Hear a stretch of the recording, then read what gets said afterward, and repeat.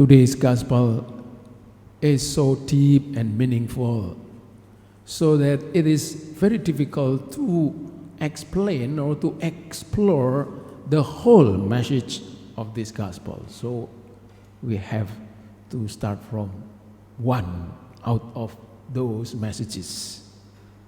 The church invites us, my dear sisters and brothers, to reflect on the mystery of Jesus, God who took on human form throughout the octave of Christmas. So we are still in the octave of Christmas, and one of our reflections is on the mystery of Jesus, God made flesh. God is visible to us through and in Jesus. The Gospel of John affirms no one has ever seen God, the only Son, who is at the Father's side. He has made him known. St. Augustine acknowledges that Old Testament figures like Jacob and Moses saw manifestations of God. However, they did not see him directly and completely as he can be seen in the person of Jesus. Christ is the irreplaceable revelation of the very essence of God. Faith in this truth shapes the Christian life, whose core lies in a deep personal relationship with Jesus and bears fruit in a mission. How crucial is the role of Jesus in our life, Christians? As the Son who is at the Father's side, Jesus knows perfectly God. Jesus knows God perfectly, completely. So that's why only Jesus who can really help us to see God. According to St. Augustine, Jesus' incarnation makes the invisible God apparent. Therefore, Jesus fully and truthfully unveils the nature of God the Father. This teaching offers two important implications for us and for Christian faith.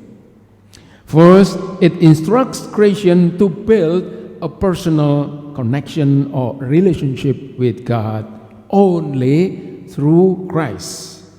Knowing the Father is a relationship with a person, Jesus Christ, rather than an abstract search, intellectual effort. No. Knowing God means building a relationship, personal relationship with Jesus. Studying his life, connecting with him, building a relationship with him through prayers, and deepening on the grace he exemplifies our ways to accomplish this. So if you want to know God, come to Jesus. If you would like to see God, see Jesus. If you would like to experience and feel the presence of God, just enter into Jesus. Secondly, it encourages every Christian to compassionately declare Jesus. So our knowing of Jesus, our relationship with Jesus is not only for us, because knowing Jesus, believing in Jesus means that we are sent to proclaim him. Christ's followers are called to live and preach the same reality that God revealed, Jesus Christ. Augustine makes a close connection between love for God and love for the church, which is Christ's body, and eventually the world. So we are Christian, not separated from the world. We are sent to the world to bring Jesus, God made flesh. So the world will also see and experience God. As a result, the Christian life is by its nature missionary. That is, it bears testimony through deeds of truth and love, like what John did. John, who was mentioned in the Gospel today. In conclusion, according to Augustine, the Gospel of John, chapter 1, verse 18, exhorts Christians to base their lives on Jesus, who is the perfect incarnation of God the Father. The result is a faith marked by a relational trust and a compassion that makes him known to others. My dear sisters and brothers, the question is, how have we been building our personal relationship with Jesus? Have we been proclaiming him through loving actions in our lives?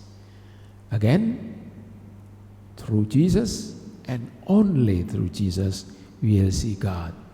And if we would like to experience God, we need to experience Jesus. And how fortunate we are, Catholic, that every time we celebrate Mass, we have an opportunity not only to see Jesus, not only to experience Jesus, but to be one with Jesus, because Jesus comes to us and we accept him